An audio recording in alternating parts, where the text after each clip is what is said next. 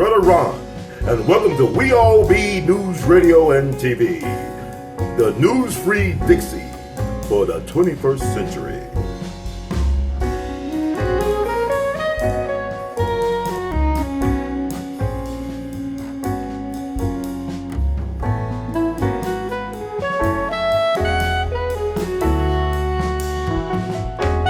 Y'all be honored to have on once again the one and only truly beyond category, the Honorable Judge Joe Brown. He's going to tell us what's going down, so on the local scene as well. You doing all right today, Judge? I'm doing fine. Yeah, I got to get your take on this, some people call BLOOPER Tuesday or Super Tuesday. I think you had a great metaphor for it all. You'd like to share it with our audience? Oh, Super Tuesday? Yes, sir. I call it the main episode in the Democratic Party's top clown contest.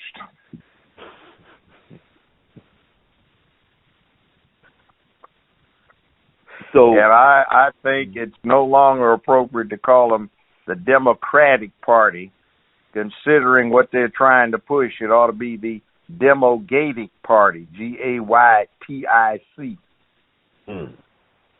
Wow.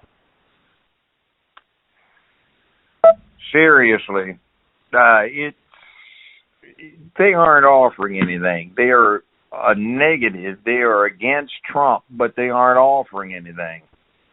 And when you look at the last administration, Obama, I guess he was colored, so that was supposed to be symbolic, but we got nothing out of it. And as a matter of fact, he set the cause back decades because the country, black and white, probably the opinion now, we don't need another one of those in office. So, you know, if you go in and you're the first, you got to play Jackie Robinson and hit home runs and steal home with 2 outs in the top of the ninth to tie the game, you know. And this clown sat there, did nothing except push gay rights, which is okay for gays, but I'm not gay. So I don't get anything out of it, and it makes me nervous for my grandchildren getting corrupted in school because they've got trannies talking to folk. And, you know, they don't just have somebody coming out identifying themselves as being gay. They've got transsexuals, boys dressing up like girls. And if you want something that's difficult, try and talk a 14-year-old out of something he came to believe when he was 6 or 7. Try it sometimes. It is very difficult, no matter how much you reason with him. And see, that whole thing is, if you're homosexual, your problem with the rest of the world is you like having sex with people of the same sex. But if you can make gender so fluid that it is no longer relevant as establishing a base, then you've just taken out of the equation the thing that people hold against you. So that's what they're trying to do. And I don't like that. They're ruining the family. They're destroying masculinity on which the family and the country depend so much, and they're trying to ruin the children to do it. In fact, if you go to their site, that's their number one point. Get to the children first. Whose website? You talking about the LGBTQ. Okay. And by the way, the Q stands for questioning and queer. I also heard they're trying to add the P or something like that, like P for pedophile or something. Well, the Gay Rights Manifesto of 1972, which is a precursor of LGBTQ, etc., through the alphabet, says for state action, Section 7, I think, is to remove age as a consent factor in sex. So that's pedophilia. This thing, the anti-lynch law that was reintroduced by Kamala Harris, the fake negress, and Cory Booker, the house negro, that was set up by Juicy Jussie Smollett, pulling off that fake attack in Chicago with a noose that Chicago police have a video of him and the Africans buying Halloween week from a costume shop. he puts that around his neck on the same day he just left Kamala Harris's rally, where they conferred at great length. And then shortly thereafter, she and Corey changed the act, the Equality Act thing, to the anti-lynch law. And see, all it did was add language that's favorable to LGBTQ and trannies and stuff like that into other American statutes, and it did nothing for black folk at all. And as a matter of fact, they've had anti-lynch acts on the books for 150 years. They're called the Knight Rider statutes. And it didn't do anything for us. There was nothing needed. There's no need to enforce them because, for the most part, homicide, Knight Rider activity is more state action, but they do get it under the umbrella of violation of civil rights. That's how they got those cops convicted out in L.A. in '92 for jacking up Rodney King after they got acquitted by the state of California. All right, that's interesting to know then. So you say we got laws on the books, we don't need to pass more laws, just need to be enforced. Yeah, all it was see, we go on appearances. So it's an anti-lynch bill. Oh, we got to do something about that. And they took it back up off of the table. Conyers introduced it, I think, either 95 or 97, and it's been on the table for 20-some years. So they got it passed, and Juicy Jesse is a hero to the LGBT thing. He didn't do anything for black folk. You know, that was the whole point of it. And the other thing is the connection, in addition to him campaigning for Kamala Harris, Kamala Harris' sister is his aunt by marriage. See, the little connectivity that you have to consider when you look at politics. Like, why did Obama do what he did? And when you back off, it looks like it was just George W. Bush Part 2. Well, because guess what? The Bushes and the Sotoros, that's Obama's adopted family, were lifetime friends. And every time you see George W. giving Michelle candy and she's giggling, that the inside joke is it's the same kind of candy that he used to give her husband when he was a child. You know, connections. Also, turns out on CNN, you buy their stuff, they revealed that guess who happened to be blood relatives? Warren Buffett and Barack Obama. Sleazeball VP Dick Cheney and Barack Obama, and pretty good actor Brad Pitt and Barack Obama. The interesting connections when you know the background. What do they call it? The backstory. So if Juicy was a part, or Jussie was a part of this whole thing with the anti-lynching bill, how come the charges were refiled in Chicago? He got the type of political connection or clout. How come they refiled the charges? Yeah, he did. Yes, he did. Obama's from Chicago. That mayor, the lesbian that got elected in the lowest voting turnout for mayor in Chicago in the last 80 years, I think it is. Wow. And you got Kim Foxx, who got elected promising to prosecute police who abused black folk and hasn't touched a one of them. And see, they didn't get him on all the rest of the stuff. They got him on disturbing the peace in a civil lawsuit. See, big deal. They're going to cover him for that. So it's a sham. You see, that's a sham on American justice. And these people have infiltrated and insinuated themselves in the political and media process to the extent that they're able to do what the Nazis were only dreaming of being able to do. So you tell a lie long enough, loud enough, you can get anybody to believe it. Tell it often enough, and a lie becomes the truth. That's what they've done. Okay. So that's an interesting note. Also, I got to get your take on the situation down in Alabama with Nathaniel Woods, I believe his name was, the guy who got got executed? Yeah, by the state, yeah. What's your take on that? Under the law, he's supposed to get executed. See, you go in, 3 folk go in and hold up the liquor store, and one of them shoots the manager to death. All 3 of you are subject to the death penalty. That's felony murder. Okay. So the guy that everybody is all worked up about is not supposed to be the trigger man, but he was part of the thing.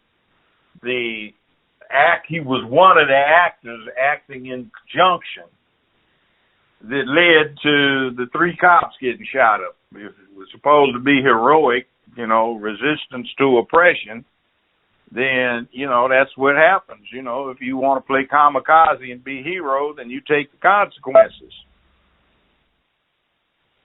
But if the guy who's the trigger man says in a letter that he didn't really have any part to do with him killing the cops, I mean, if the guy who actually had nothing to do with it.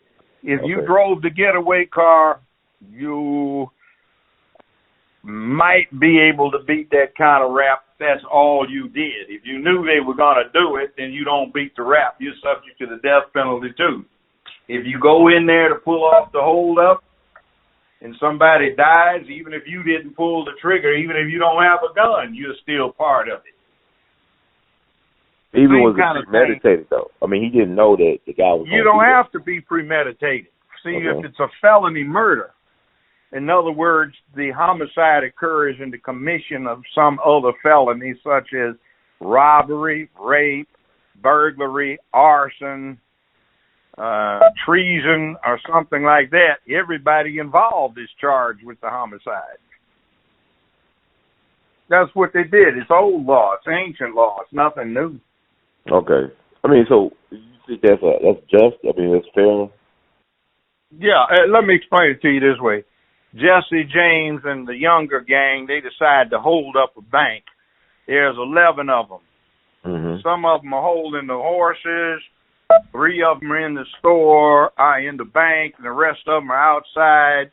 And in the shootout that occurs as they get away after robbing the bank, 4 people die. All of the Cole Younger, Jesse James gang are guilty of the offense of homicide. See, it doesn't make any difference if you held a horse or if you robbed the teller. Mm-hmm. See where that goes? That's what happened there. It's just a matter of law. It's ignorance. People are all worked up about it and have no clue about what the law is. At base, what do they say? Be careful about the company you keep. Right. Now, that's a unique way of looking at it. Okay, so it really was, this is not just a color of life. It's basically like, it is what it is. You make these choices. Yeah, I mean, in other words, it ain't nothing new. Babyface Nelson and Pretty Boy Floyd, they go in to hold up a bank, and Pretty Boy Floyd shoots somebody. Both of them are wanted. Mm-hmm. Don't make it. I'm sorry. Go ahead, Ted. In other words, they're co-actors in the same event, a robbery, or they have something they're pulling off, an arson, or they're selling drugs, and part of the crew, when they're trying to get out of the house, one of them shoots and kills 2 DEA agents. Right. All of them get busted for it. Okay, so man, that's a different way of, it's funny how, you got social media now that everybody can have a voice, so you're offering a different way of looking at this whole thing that a lot of folks probably didn't even think about, or really they too emotional to really think about at this point. That's it. See, today we don't encourage critical thinking. We encourage emotionalism. Mm-hmm. But, see, that's what it is. Everybody's known that. When you've been looking at cowboy and Indian movies, your whole life, Westerns, Or you look at these gangster movies, you know. Yeah, but I think it's like in real life, though, sometimes like the morality is not, the moral compass is kind of blurred or it's not as clear. It's not, like cowboy movies, you got the good guys and the bad guys. The bad guys wear the black hats, the good guys wear the white hats, whatever. But in real life, sometimes those lines get blurred. Would you agree? I mean, like morality-wise, or? Oh, by the way, everybody's heard. Let me give you an example of real world. Everybody's heard of the shootout at the OK Corral, right? Yes, sir. Wyatt Earp, Bat Masterson, Doc Holliday, right? Mm-hmm. You know that they went to trial for murder because of that? Okay. They got acquitted, but they had to stand trial for murder for the shootout at the OK Corral. They spent some time in jail. Okay. Doc Holliday got prosecuted for another homicide he was involved in. He got acquitted on that one, and then another homicide he went to trial on that he got arrested and set in jail for several months on. Doc Holliday, everybody heard of Doc Holliday? Right. And then why in the devil do you know about the rest of it? Doc Holliday had to leave the South because he got pissed off that some black folk were swimming in what he felt was a white-only water or watering hole, and he shot 3 of them to death. I didn't know that part. Wow. Okay. Yeah, did you know that? And I know he was from the South. But I didn't know he just, that type of. So he just going around killing folks that we. Well, he had TB. He was a dentist, and how are you going to work on a dentist when nobody wants you in their mouth because you might give them a fatal disease? Right. There was no treatment for back then. So TB was the coronavirus of today, huh? Yeah. So, well, not really.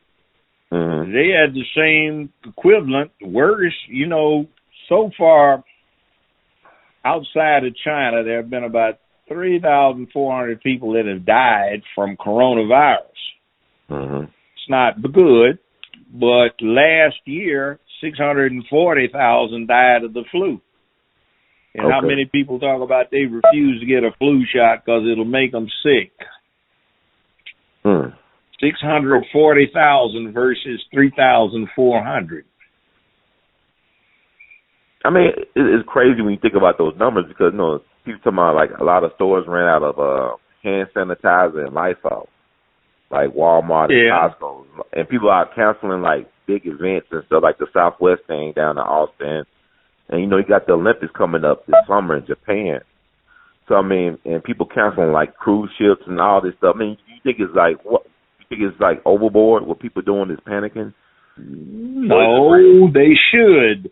You see, we have gotten so comfortable in the last, I'd say 70 years, that we don't understand that Mother Nature is a dangerous thing. It's not safe being alive on planet Earth.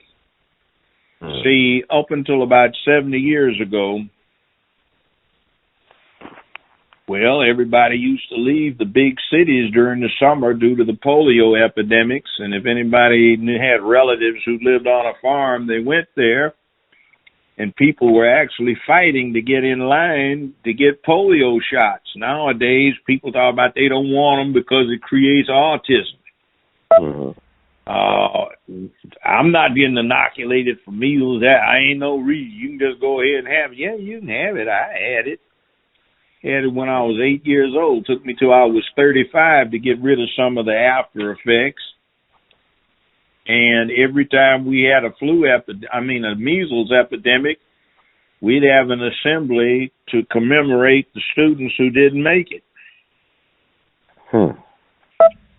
So, in fact, I've got a friend who is a director with CDC who tells me that they just got back not long ago from measles outbreak in upstate New York. 43 people died up there. That beats the U.S. death toll on coronavirus, but that's just the measles. The only thing that made the paper was when some flight attendant who contracted died of it.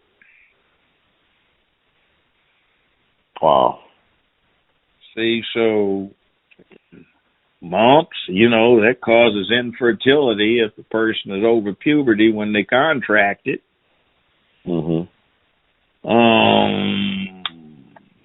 Chicken pox, don't get inoculated for that. Well, when you get in your late 60s or 70s, you start having shingles. Not everybody, but a lot of people. And, if you get German measles, that's the 3-day measles rather than the 2-week-long measles. It can cause birth defects. So, it's no big deal. But people could avoid it. Why do you need a flu shot every year? Because the flu pathogen mutates. And when it mutates, it does not respond too well to the previous inoculation that you've had. If you had a series of inoculations, you have more immunity to flu than people do who have never had them. And as a matter of fact, COVID-19, the term comes from the fact that it was first observed in corvids. What are corvids? Those are crows and magpies. And 19 stands for it was first reported in 2019, but not corvid. It is a relative of the bird flu that is mutated. It's been acquired by bats. They pooped in the feed for pigs. It infected the pigs, got mutated, and then in these open-air meat markets in China, people got infected. They had a movie about that a few years back. And it spread.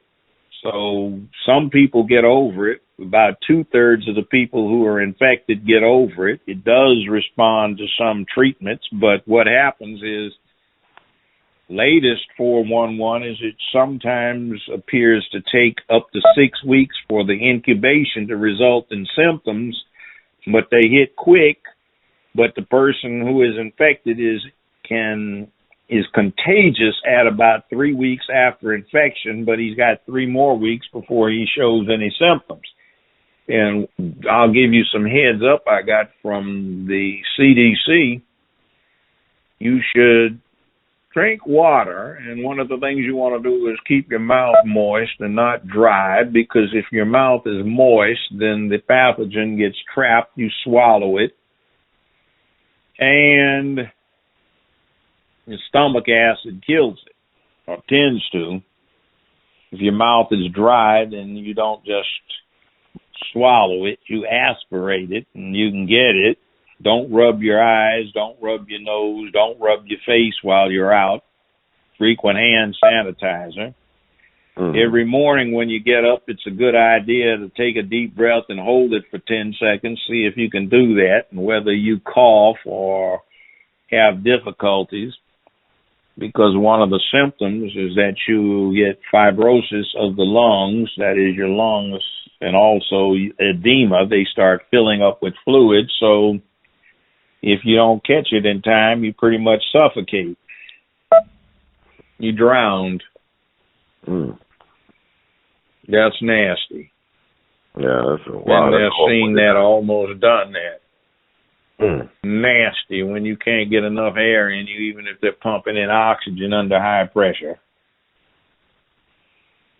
Had that happen. Oh, wow. So, worst the way way you to go. describe it. Go ahead, I'm sorry, Judge. Go ahead. No, I'm just saying one of the worst ways to go. So be careful. And it's Mother Nature and all of these people that run around la-da-da, I've got a right to be safe.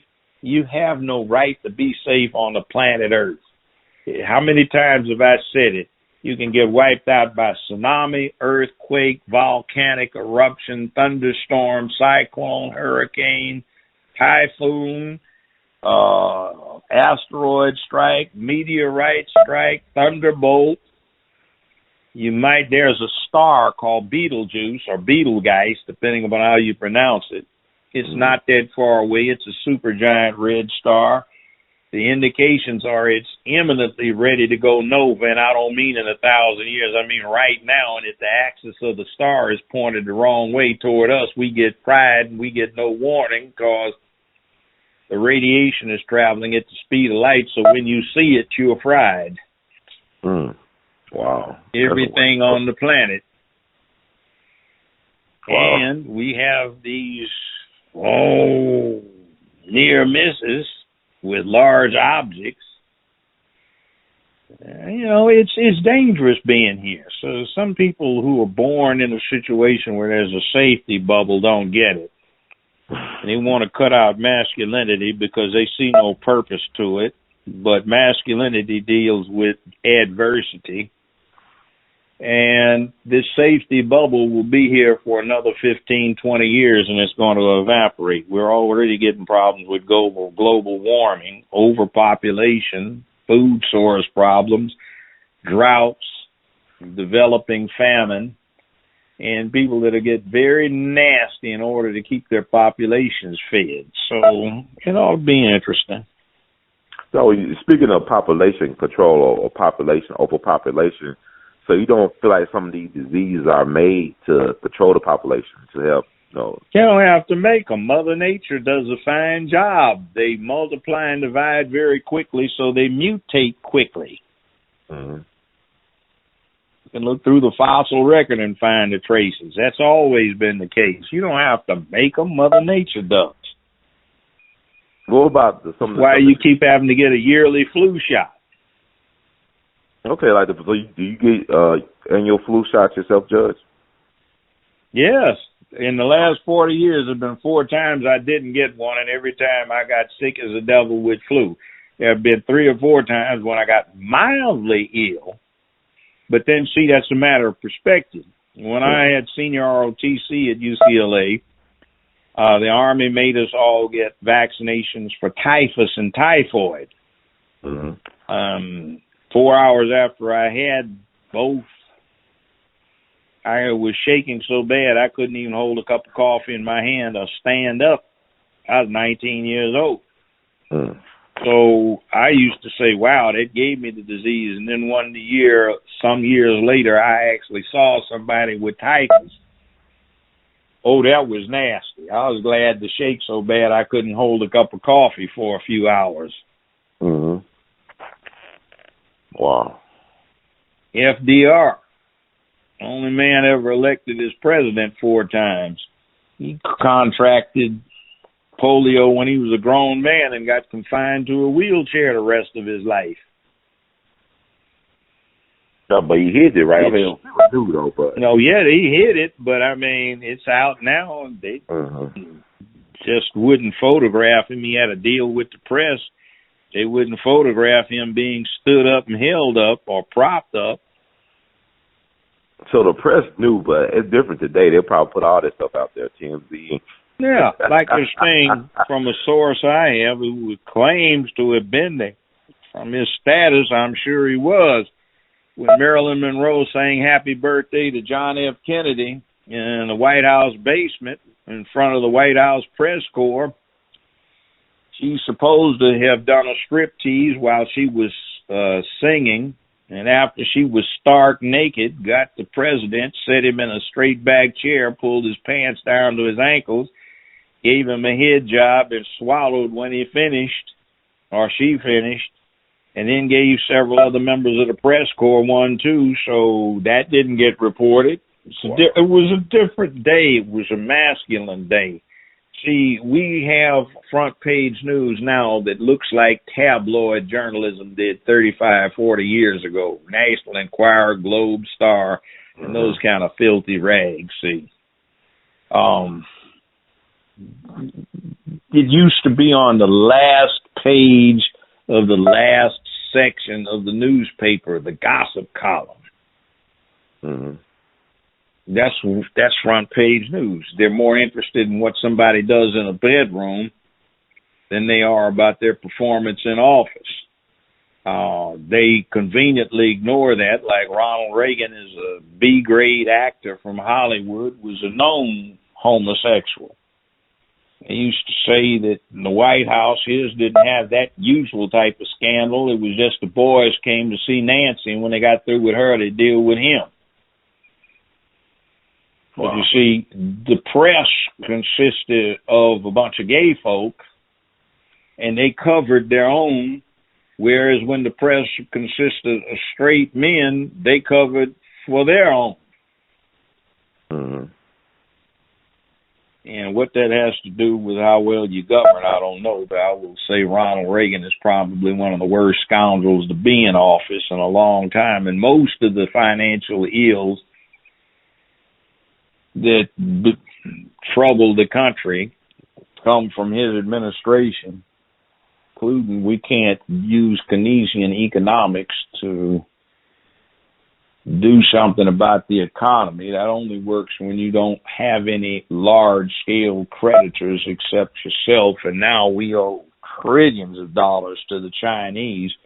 I think 4 or 5 times our gross national yearly income, which for 2017, the last figures I saw were $19.2 trillion. That was the gross income of the United States and all of the corporate entities therein. Corporate and private. But our deficit is like, what, 23 trillion? Yeah, but our national income is 19.2 trillion as of 2017. That's 3 years out of date now. But we owe the Chinese much more than that. See, it started when Ronald Reagan got on that supply side economics that George Herbert Walker Bush had the decency to label voodoo economics. Mm-hmm. He actually, his administration and the Republican-dominated House and Senate came up with a tax structure so you would have literally been paying more taxes than Boeing Aircraft or North American Rockwell or Delta Airlines or American Airlines. Literally, you would pay more taxes, not as a percentage, but in actual dollars. So what do you do to make up for this huge income deficit for the United States?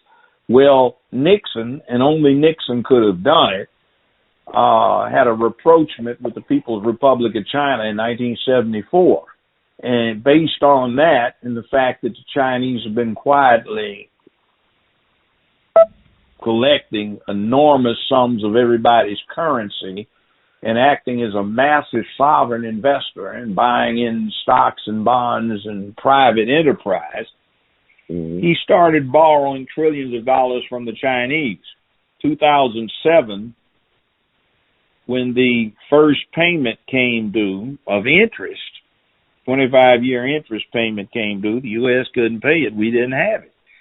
So the Chinese gave us a pass, and what happened is the Bush administration, the last 2 years, 2007, 2008, they borrowed more money from China to make ends meet. So Obama started the practice of borrowing even more, his administration, and he negotiated that as chief executive officer under the Constitution. So we've been borrowing trillions of dollars a year from the People's Republic of China, which Trump has stopped doing, and we owe them 5 or 6 years worth of our entire gross income. Wow. So we are in a hole, and that way you can't see Keynesian. Let me digress just a second. See, Keynesian economics is about you can't owe yourself money. If you've got a household budget, you allocate X for education, Y for groceries, Z for rent or mortgage, and A for vacation, and B, for medical. If you have medical and you have to take away from A, that took away from your budget, and your internal auditing shows it, but, you can't owe yourself money. See, Keynesian economics was that the government would sink money into the economy. That's what FDR did. The money would go around. People would go back to working. They'd pay taxes on the work. That would create income. The government would get income. And in 10 years, with carefully controlled but managed inflation, the debt would go away. We can't do that because we owe the Chinese. So our deficit is way more than 23 trillion. Yes. And it's to somebody other than to America itself. See, the previous deficits were actually bookkeeping deficits. In other words, you can't owe yourself money, right? All right. But that's what it was. It was internal accounting. But when you've got an outside entity, yeah, that debt's real. Oh, there's like so much crap. Like you got to be thinking about the Federal Reserve now. Oh, yeah, Federal Reserve's interesting. The theory about that is the people who govern are so ignorant of the subject, they need some experts who act independently. It's a creature that's created by Congress. It's not stipulated to in the Constitution. But one of the worst things about it is that finance drives everything because people don't carry cash in their wallets anymore. They carry credit cards. Right. And credit cards depend upon finance. The government depends on finance, but the entities that put up the capital finance for expansion of the economy, to wit, Goldman Sachs, don't have to have cash to back up their accounts. So if something falls behind, it's a disaster. That's why the two single largest expenditures in the history of the United States, the Bush-era bailout bill for $700 billion and the Obama-era Economic Incentive Act for $781 billion are there because Goldman Sachs goofed. And the term too big to fail comes into play with them. See, every other banking institution has to back up their accounts with a certain percentage of cash, either on deposit in their own vaults or with the Federal Reserve. And Goldman Sachs, and previous to that, well, along with them at one time, Smith Barney were exempt. So Obama's law firm that he was with, Ian Michel, represented Goldman Sachs. Goldman Sachs was used by his daddy, stepdaddy, or adopted daddy, to finance much of his oil business.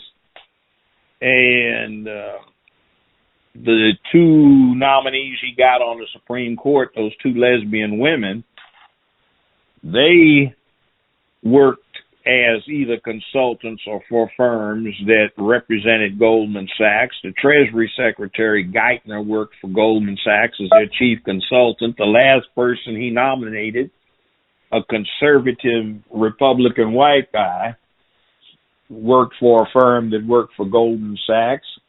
Hillary Clinton's daddy worked for Goldman Sachs. She lied, which came out during those emails that were released. She claimed $13 million raised for her by Goldman Sachs on the speaking circuit. It turned out to be twice that, $26 million. Nobody prosecuted her for it, but it is what it is. We look at Wall Street as being the financial indicator. Well, the indicia that you get out of Wall Street are irrelevant to the ordinary person. Today, Wall Street can crash or it can soar, either a bull or a bear market. The bull market's good, the bear market's bad. And it doesn't trickle down to the ordinary citizen. Why? Because the Republicans got rid of long-term capital gains somewhere in the 70s and finally under Reagan. And what that was about is if you kept a share of stock or anything else for 6 months or more and then sold it, you only got taxed at a reduced rate on 1/2 of your gain, or in other words, your profit. If you didn't keep it for 6 months, you got whooped with some of the worst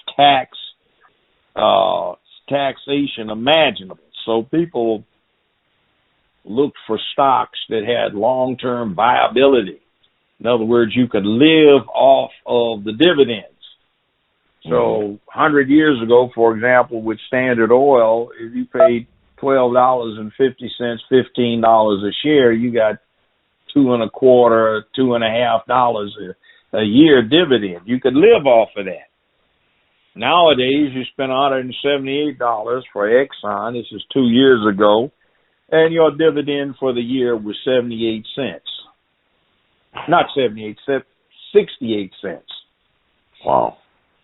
You can't make it. So what Wall Street is a gambling casino. And with modern computers and algorithms, if you have access to the floor, not going through a trader, but if you have access to the floor and directly to trade, then what happens is you use your computer algorithms to do mathematics to indicate what's going to go up, what's going to down, and you do multiple transactions with one press of the send or execute button, and you buy, sell, trade, leverage, etc., all in a few moments. And you are looking for volatility, not stability. The volatility means you can buy it low, buy an enormous amount of it. Your act of buying enormous quantities of it drives the price up quickly. When you get to the predicted height of the increase, you sell it, you dump it, and you made an enormous profit. See, but that doesn't trickle down to the ordinary citizen. Now, interestingly enough, the Obama administration's economic model was just exactly like the Reagan era economic model, which was labeled voodoo economics. The trickle down theory, it doesn't work. In other words, if you make it, people will buy it rather than making what people are buying. Wow. See, it's screwed. And the public doesn't know anything. They tell you all about who ate some blue jello that quivered, give somebody 160-some thousand likes. That's a literal case. But they can't tell you anything about what the hell is going on with their economic situation other than bitching about it. We got a real stupid thing right now. A child is messed up. What'd you do? This is a real case. I know about it. Well, I sent him to his room. Now, as fat as that little boy is, how old or shape, he needs to be outside playing and exercising, but you send him to his room where his video games are, his computer is, and that's punishment, and you're worried about what's happening to him, so you want him protected, and you don't have a pin so he can't get on these sites without you putting in your passcode so he can. You don't get that. Well, I don't want to restrict him. Well, what the hell are you complaining about? That's your job. Or why does your aunt's girlfriend have to take your medical card to take your child to see the doctor because your child is breaking out with something and they aren't even 2 years old? And you're talking about, well, I'll give him a bath. What the hell is a bath going to do for a rash? And then when you get there, you get told the person who took your child, not you, says that the doctor advised that they've got a mild case of so-and-so. They should have been inoculated so they can catch up on 2 of the shots. But the rest of them, because they got missed, will have to be staged in gradually. Meanwhile, here's what you do. And you're talking about you're going to get his kid a bath? You've never taken the kid in to see a doctor since he's been born? The hell is wrong with you? Wow. This stuff is crazy. It's irresponsibility, and we don't teach it. We don't teach responsibility anymore. It's be what you want to be. Do your thing. Even the military has a screwed up slogan. I got 300 members of the Corps of Engineers out in L.A. standing up on their seats cheering when I gave them this speech one time. I said, your slogan is wrong. It's not be all you can be, because you can be a goddamn fool. It's be all you ought to be. Wow. Just think about it. Nobody's supposed to have a difficult time, but you see, we're talking about diseases and things like that. There are things out there that will kill you. Mm-hmm. There always have been. Ever since humans have been on this planet Earth, except for the very last few years, there's been something out there that will infect us and kill us. There's something out there lurking around that will eat us for damn lunch or dinner or both. There's something that'll hit us, strike us, sweep over us, shake us up, drown us, or electrocute us. It's out there.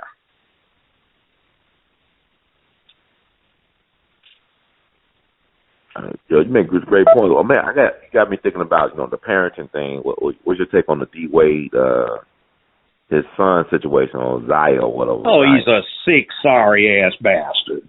Okay. And they've got a video they're showing that he posted when this kid was 8 or 9 years old, and he was asking him about the opposite sex and girls, and you can hear him trying to discourage the boy from talking about it. See, the boy wasn't born the way he is. He was interested in the stuff other boys are interested in relative to the opposite sex. Between that point, when you see that faggot right now, somebody sat there and did something to him. Yeah, I know they had posted some pictures. How can you call the boy that? Why not? Truth is truth. Well, he needs to be protected when they act right. There's nothing like social approbation to make somebody act right. Embarrass the hell out of folk. Guilt and embarrassment are great tools to get people to act right. Yeah. Well, now that's called bullying now. I mean, like, you can't bully people. You can't be critical. God damn it. Let them die. Go kill themselves if they're that damn weak. If it's physical bullying, you need to teach the child to bust the offender right in the mouth, even if he gets his behind whooped after. At least he busted the guy in the mouth. And he probably won't get picked on again. And if it's just getting talked about, then teach him what free speech is all about. And I used to, in my day and age, our number one recreation for recess and lunch, in elementary, junior high, and high school was running the dozen. Hey, man, I don't want to say nothing, man, but I didn't tell you I was over at your house last night, man. What? Yeah, man, me and your mama was doing something, man. I know your daddy was gone. He got that late shift, man, but I'm sorry, man.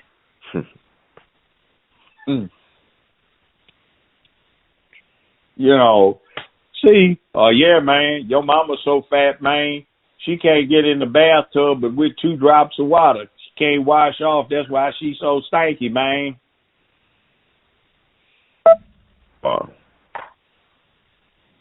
Now, what's wrong with you? Man up, fool. I'm glad I started that. I started saying that back in the 80s when I was practicing law. And then I started it on the bench 30 years ago. I did it on that TV show starting 22 years ago. So, I'm glad I got that man up to spread around, Man up, fool. I mean, it's interesting, like you said, but it's such a different time now, just from the Kennedy days or era, like masculinity. But I gotta get your take on the Tavis Smiley thing, where they say he owes PBS $1.5 million for consensual sex for coworkers. They claim he sexually molested some of these coworkers, and they had to pay money out to him, and it was his fault.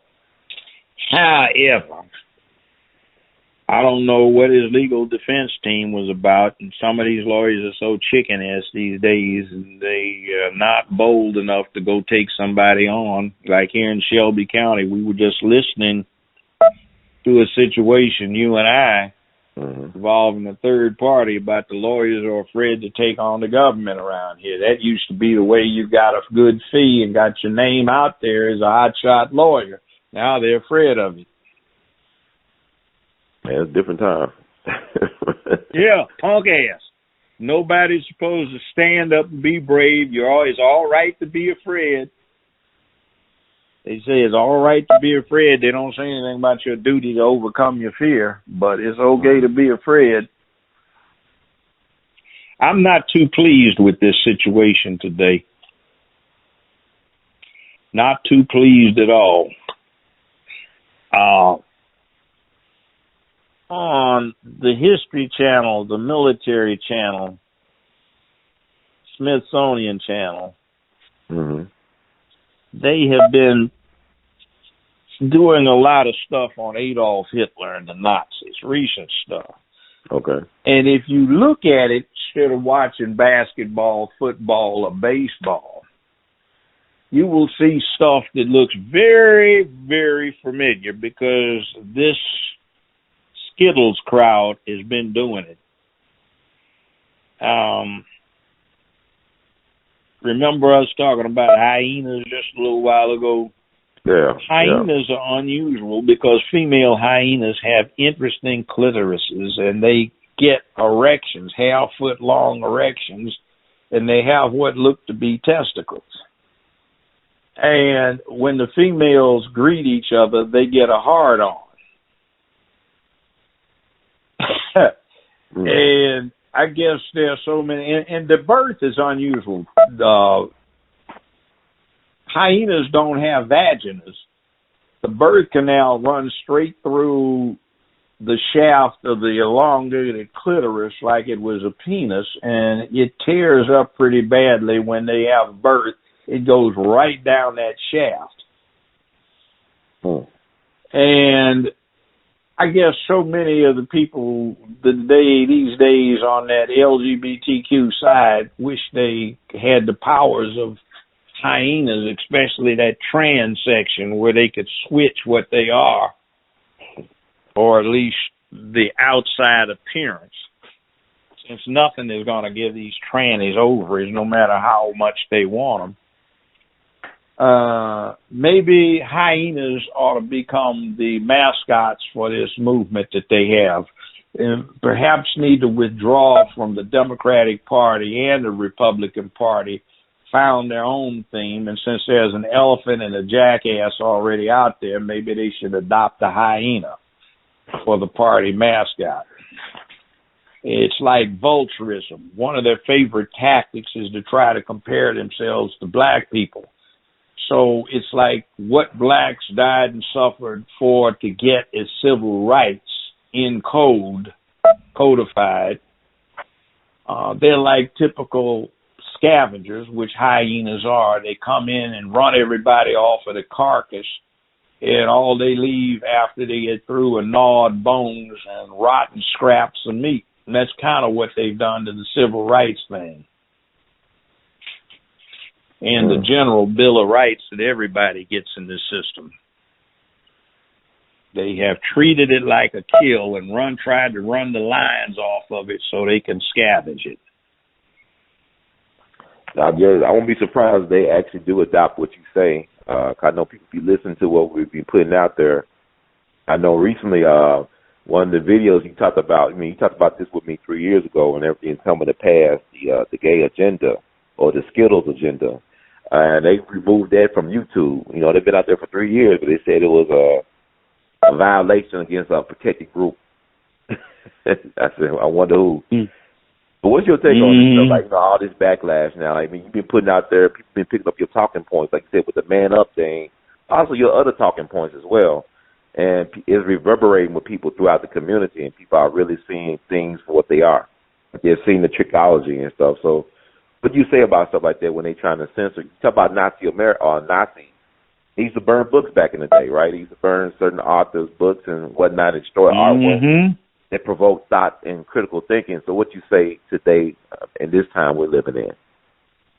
Well, it's a safe period where you don't have to worry about anything eating you up. You're astonished if nature gives you cause to worry about catching a disease, which is,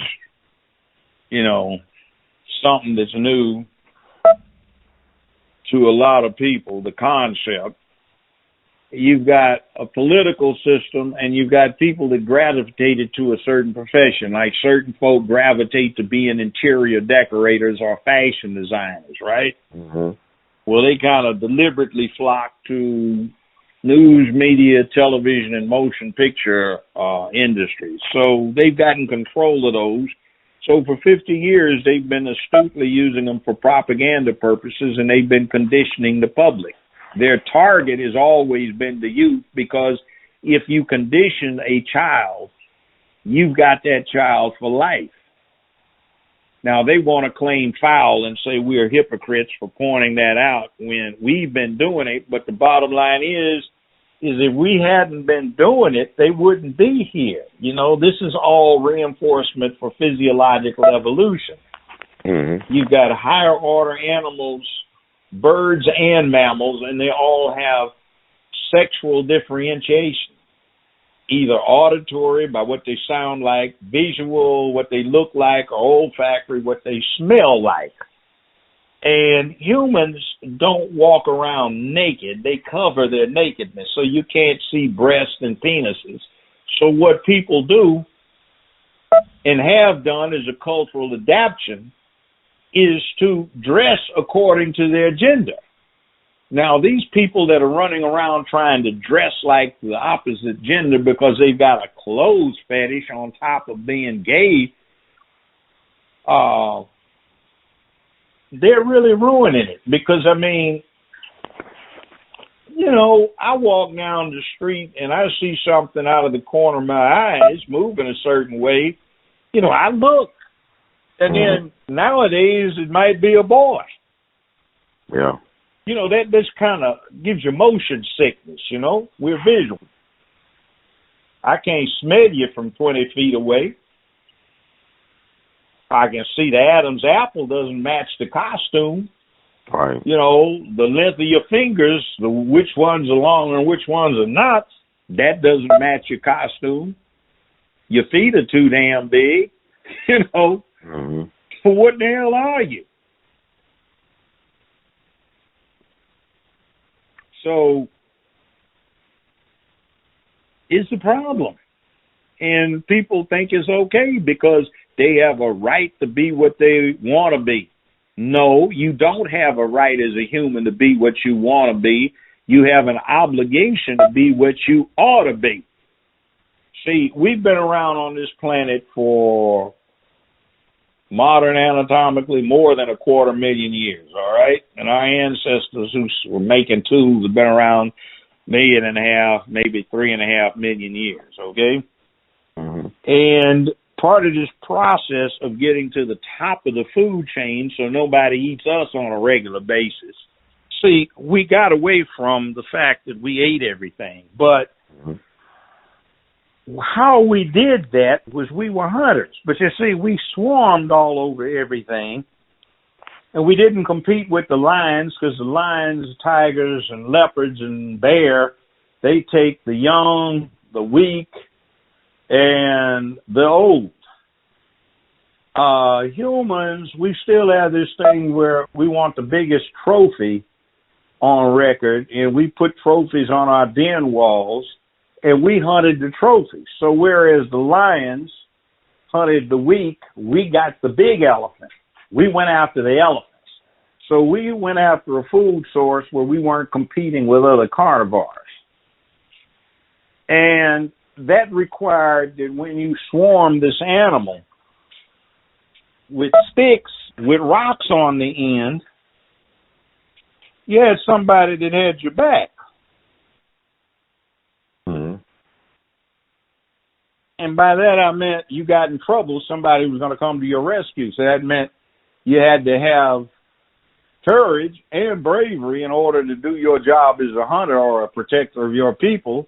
And people had to be brave and come to your rescue to watch your six, so to speak, when you needed it. So we have these things that have been necessary for our survival. Now, after several million years worth of this trait evolving, we get in a situation now where in the last 40 years, these folks are, oh, no, I don't want it now. I'm going to do what I want to do. Why should I have to put myself in danger? Everyone should be safe. You can see this with the Second Amendment erosion. They don't get the idea that the First Amendment and everything else depends upon your ability to enforce it. Why should anyone need a gun? Well, why not? Well, the police are supposed to protect you. Well, what if you get in control of the police and I don't like what you're doing and you don't like what I'm doing? You can sick them on me. What am I going to do to defend myself? Why would you need to defend yourself? We have the right way. If you just went along with what we're doing, it's all about love. I don't like that, see? So what you're saying is you would make me do this? Well, of course, it's better for everybody. Oh, hell no. You know, as long as you can't force anybody to do something, then you have to have consensus. And that's the way it works under this kind of system. And people are all, we need to get rid of the Constitution. Well, unfortunately, I understand the sentiment. But in the entire history of mankind, there has never been a better system that has arisen. Now, people keep talking about, we're all kings and queens from Africa. You've heard that, haven't you? Right. Yep. What's wrong with that? Here's what's wrong with it. Okay. If you have a tribe, how many kings do you have in the tribe? Answer, one. Right. So if you got a tribe, how many queens do you have in it? One. And then maybe you got some backups who are the part of the harem or sorreglo of the king. Everybody else is a subject, right? Mm-hmm. You got 3 million people in the population. You got one king, one queen. Everybody else is a subject. We keep talking about kings and queens. We forget that you can only have one of each. Mm. See where that goes? You don't get it. So if you all can't be a king or a queen in anything other than hyperbole, that means you're just talking. And that means you better good and well come up with something that is a little more equitable, because you may run into somebody like me that says, oh, hell no, I ain't following your ignorant behind. You can't make me. Or if it comes down to that, yeah, I'll lead my own damn revolution. Now let's see who comes out on top and who gets put on a wall and shot. Right. And by the way, that's natural too. You want to see that? Go to the primate enclosure at the zoo. Mm-hmm. You can see the baboons and the chimpanzees going through these changes about who's going to be the alpha male. And the interesting thing about being the alpha male is, guess what? When there's danger, who's between the danger and the rest of the pack? The alpha male. See, these punk asses want to be the alpha male, and they're too afraid, too big a set of cowards to get between the danger and the people they represent. That's the Black Caucus, those colored imbeciles for the most part, those house Negroes and fake Negroes. I'll put Kamala Harris in there. She's a Indian Brahmin, fine people, but she's rejected them, claiming she's one of us when she's not. You know, it's bad when the people that are supposed to be representing you, your alphas, are out there representing somebody else and feeding us to the dogs. It ought to be the Negro LGBT caucus. You know, like they got Black Bar Association, Black Medical Association, Black Dental Association, Black Businessmen's Association, 100 Black Men. Well, they have, instead of a Black Medical Association, they got a Black LGBT political association. Black Caucus. Now, more power to the LGBTQ crowd for doing what they're doing. I don't have anything against anybody being gay, being in their bedroom, doing what the hell they want to do. Mm-hmm. But when you start getting political about it, then it's time for pushback, particularly when you're trying to steal our kids' future and make them part of that miserable crowd you see at a gay pride parade, where all of them running around glorifying and being freaks and hate what they are and hate what they want to be. That's like black folk back in the 60s were deep into self-hate because we never saw ourselves portrayed anywhere except in a derogatory fashion. So what happens? I'm black and I'm proud. James Brown didn't start that. He co-opted it. But you see, these white folk that follow that, they call them gay pride parades.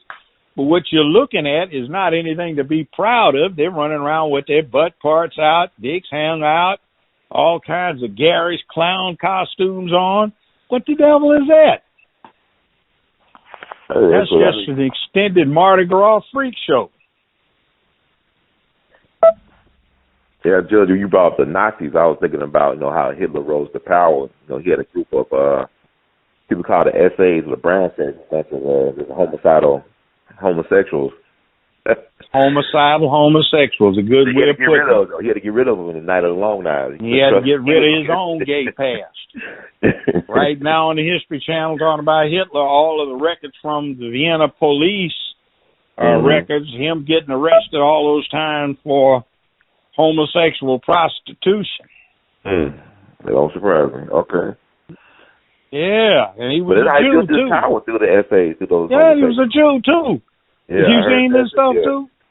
Well, you know what the background is his father's name was Schicklgruber.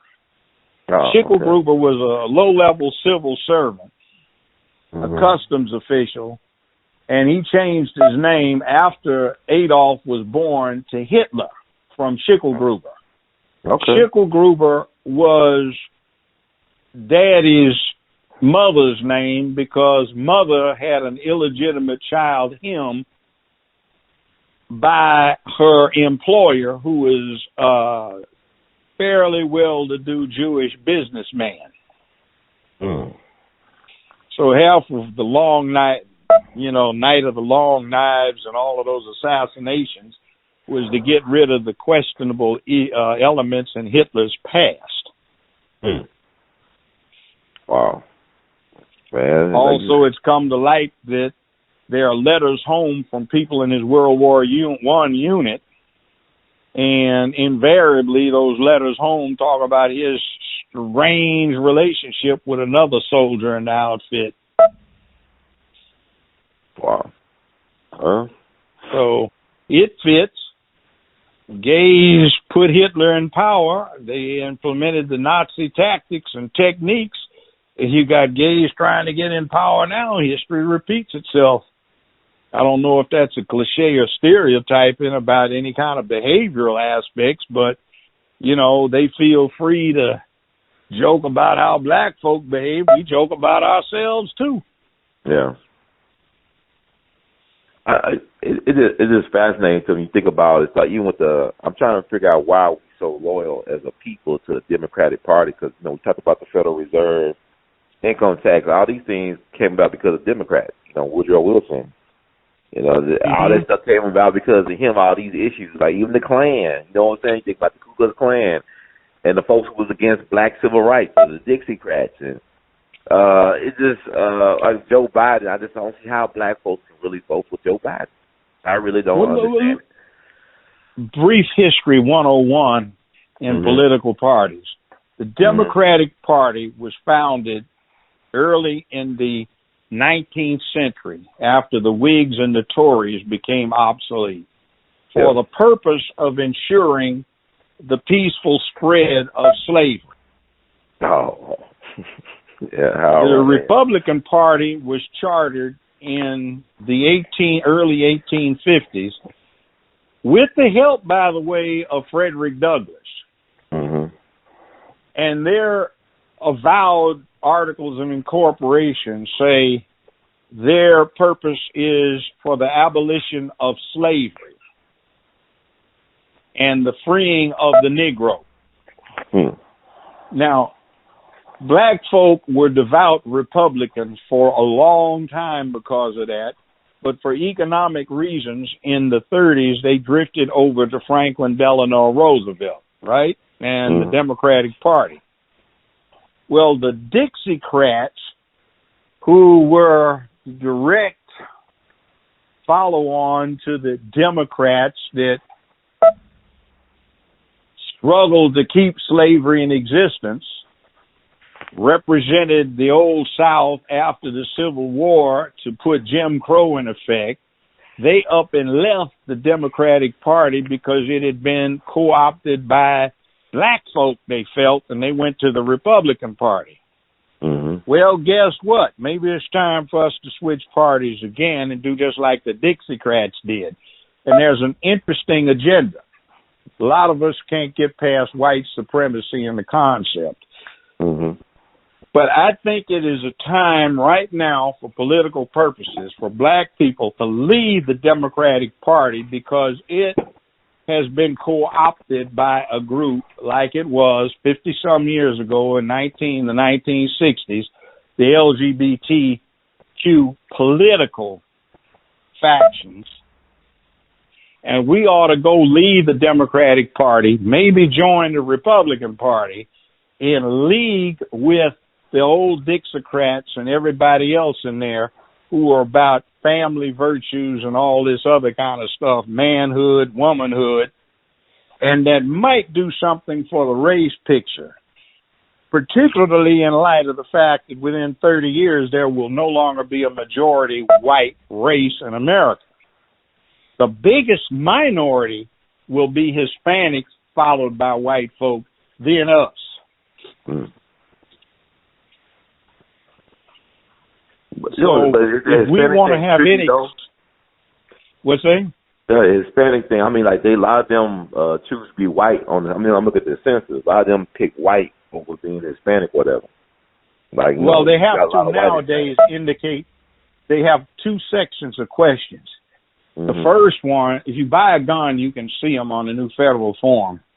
Okay. The first one is, are you Hispanic? Are you non-Hispanic? Mm-hmm. Then after you check one of those two, then you have to indicate whether you're African American, Asian, Pacific Rim, Native American, Caucasian, or whatever you claim to be, or other, or do not wish to respond. But the part you have to respond to is whether you're Hispanic or non-Hispanic. Okay. Now, there's a Hispanic woman that was my tailor. Her name is C.C. Myers. She's here in the Memphis area. She makes great suits. Mm-hmm. She's from Argentina, speaks fluid Spanish. Why? Mm-hmm. Because she's a native of Argentina. She's in her 60s now. She's been here a very long time. She's been naturalized. But her family's from Germany. So she's blonde-haired, blue-eyed. Mm-hmm. You know, she used to joke about it, the Zeke A.L.L. boys, you know. Mm. So, but she's Hispanic. So, see, they're dividing this thing up by ethnicity as well as race. And, see, we keep thinking about this monoblock, homogenous black thing. There are 54 nations in Africa right now. Right. And which one you claim to be from has a lot to do with what happens to you when you get over there. Now, think about this. For 2,000 years, Europe was at war with itself.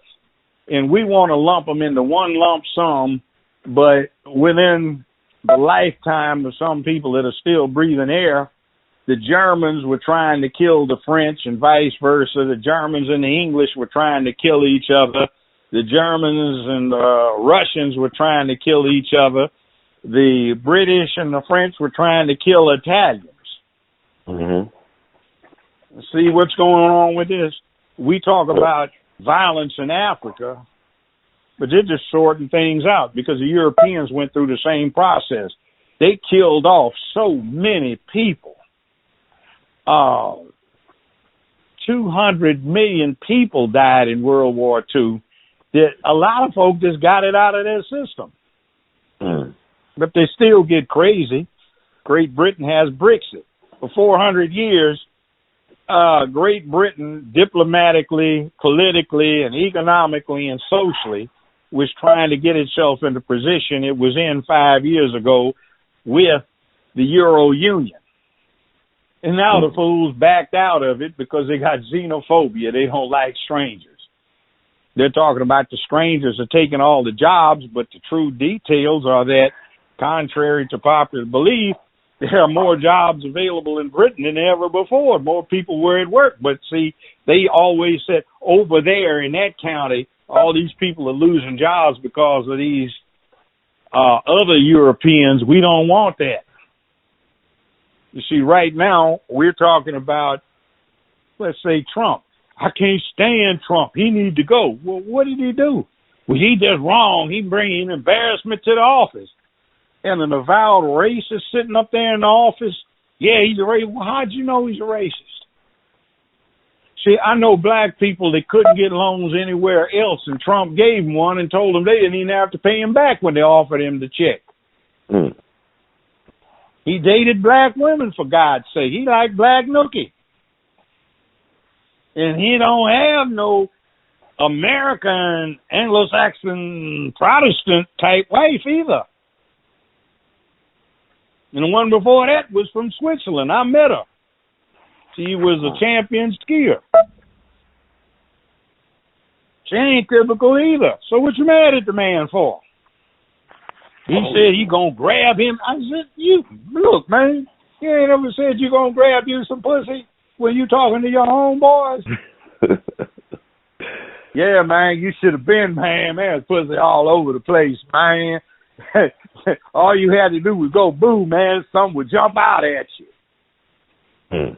Well, you didn't ever say it in public. He didn't. Some punk ass recorded him and played it. Well, he was a closet gay boy. You know, and Billy Bush, that's the Bush cousin. He was the guy that was talking to him on that recording. Mm-hmm.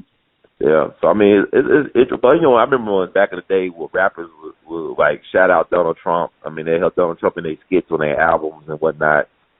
And then now it was Central Park 5 is the narrative that you try to tie Trump to, where he didn't even hold office back then. He was a Democrat. No.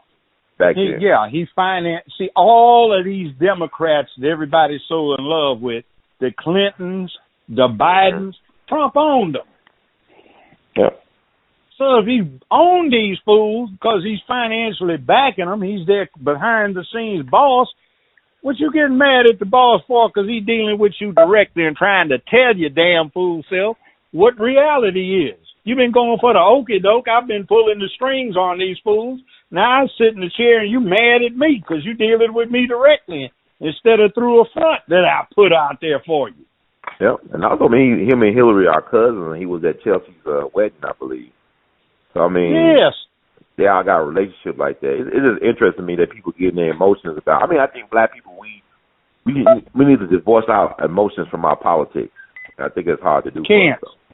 We got taught to deal with emotionalism, and when we were divorcing it from the politics and the social policy, what the hell happened is we got caught up with the propaganda from the nonsense of the black exploitation crap. All right. See, if you've got Comcast, you can see it develop.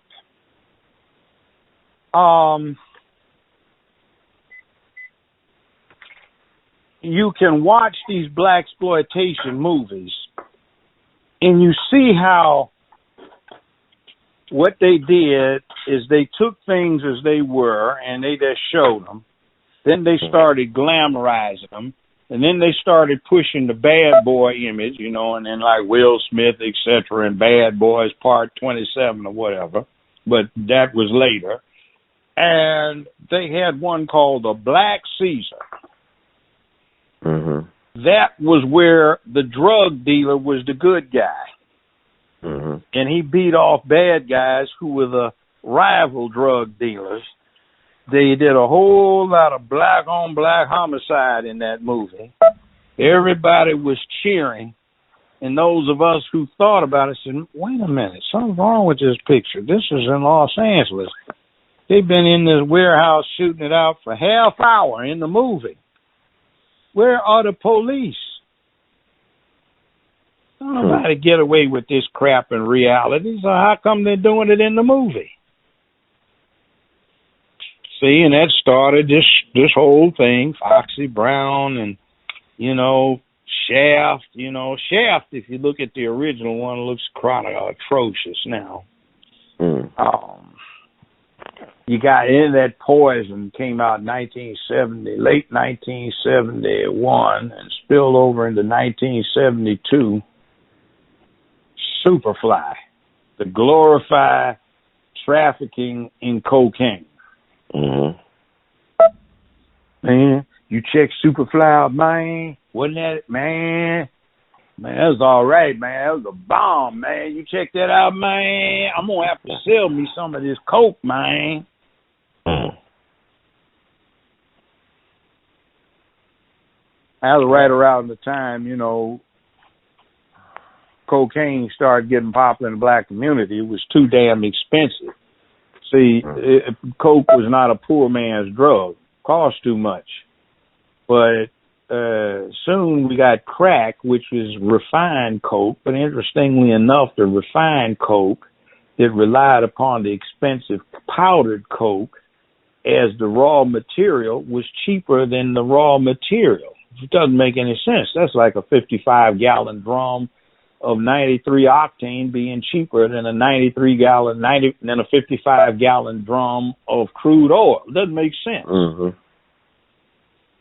Now there I'll go conspiracy all the way, because I've had DEA agents tell me that I spoke to back in the early mid-90s say, Judge, I thought you were crazy, but something is wrong. That just doesn't make any economic sense. And, we don't buzz crack coming into the country. Somebody's making it, but we don't buzz crack labs too much.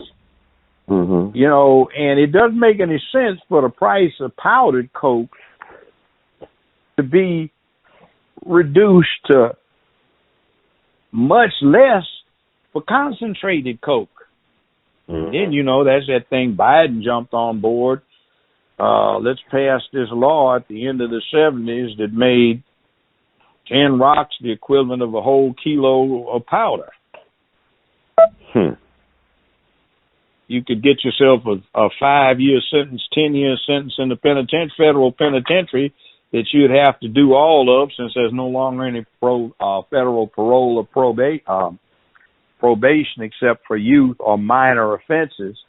There's no parole at all. You just you get not 5 years, you get 60 months, and you're under federal control for 56 to 58 months.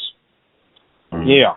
So that's when Biden et al. Do that thing about equating 10 rocks to 1 kilo. So in other words, what is that? $100, $150 could get you the same amount of time as $15,000 worth of dope. That's crazy. I mean, they usually hanging around his neck like an albatross this election year. Yeah, in other words, black folk could afford to buy in the long time. That is ridiculous, man. I mean, because Hillary couldn't make it 4 years ago, he shouldn't be making it 4 years later. I'm not impressed. I'm not. It's like you see now something's wrong with him dementia-wise. I don't know what's going on with Biden. Well, they've got it spread around. Check out what they're talking about. Some of the stuff being kicked around is Biden, if he gets the nomination, will have laid low, and as a surprise at the convention, he's going to offer to have Hillary Clinton as his vice president, which means punk-ass thing that he is, he would probably, in ill health, resign shortly after being sworn in, which would make Hillary the president of the United States. And Nancy Pelosi, who is the Speaker of the House, would become president, and then would become vice president. That's what happened with Nixon. When Agnew resigned as U.S. vice president, Jerry Ford, who was Speaker of the House, became vice president, hooked up a deal with him, and when Nixon resigned, Ford pardoned him. So Ford became the president, and he started off as Speaker of the House. Wow. Man, that'd be interesting. Well, actually, let's say Bernie gets the nomination. We probably won't get it. We're going to cheat him again. But you think Bernie and Elizabeth Warren ticket would be powerful? Would they get the vote? If he picks Elizabeth Warren, the ticket's dead on arrival. Okay, that's interesting. Wow, America does not look. Let me just be. People won't like this. Just like they didn't like that thing about me saying Harriet Tubman should not be the first black person on a folding U.S. currency for a number of reasons. Nothing against her. By the way, I got an award this weekend from the Harriet Tubman Society here in Memphis. So, really? Wow. They understand Harriet Tubman would be upset if she knew she was being used for divisive purposes by white lesbians. So that's their business to be lesbians, but they're trying to be political. They can't get their girl, Susan B. Anthony, on bills because she was such an avowed racist. So they want to get any woman, let's pick a black woman, one that gets rid of the paradigm about beauty, and one that's not so good looking. They have other reasons too, and I heard them develop it over 20 years. See, we didn't pick our good heroic Underground Railroad conductor, Harriet Tubman. White lesbians did. I heard them do it out in Hollywood. They put their propaganda engine behind it, including the movie Harriet Tubman, where they were going to have a white woman play the role so that they would get people thinking Harriet Tubman was a courageous white woman. Black people might know differently, but they wouldn't go against the black woman being put on a bill, and white women would push to have this heroic white woman who was part of the Underground Railroad put on a bill. See, it's some strategy. We don't even get that. It's insulting to the lady's memory. That'd be like 50 years after the fact, the gays are trying to claim Fred Hampton. See, that's what they're doing. Wow. They don't want to claim Adolf Hitler, but I mean, he was. They don't want to declare. They don't want to. They don't want to claim Rohm, R-O-H-M, head of the SA and Hitler's number one rival, and he was a avowed gay. They don't want to claim,